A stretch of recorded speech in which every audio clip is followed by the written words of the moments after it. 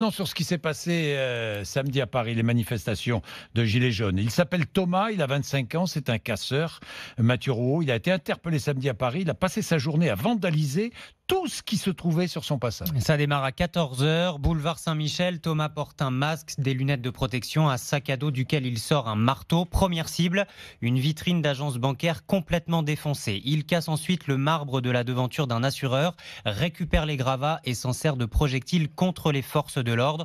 Pour se déplacer, Thomas se fond dans le cortège des Gilets jaunes. Il en porte d'ailleurs un, mais il l'enlève régulièrement dès qu'il casse pour passer plus inaperçu, selon le rapport de police qu'a pu se procurer Le Parisien. Il va aussi casser des caméras de vidéosurveillance avant de lancer des barrières de chantier sur un véhicule de police. Et on le retrouve ensuite vers 16h rue des Volontaires dans le 15e arrondissement où il dérobe un ordinateur dans une agence Alliance avant de le détruire sur le trottoir. Puis ce sont encore des vitrines, celles d'une agence BNP et d'une concession Renault qui sont brisées à coups de pied, de marteau, de trottinette. Dans une rue plus discrète, il brise les vitres d'une Porsche. Il y met le feu en jetant un carton enflammé dans l'habitacle. Il arrivera aussi à voler une sacoche dans une autre voiture puis à desserrer le frein à main d'une troisième. Son périple se poursuit au pied de la Tour Eiffel. Il lance de grands coups de marteau sur les vitres de protection du monument avant de s'engouffrer dans une voiture militaire de l'opération Sentinelle qui est inoccupée. Il en ressort quelques secondes avant qu'elle ne s'embrase.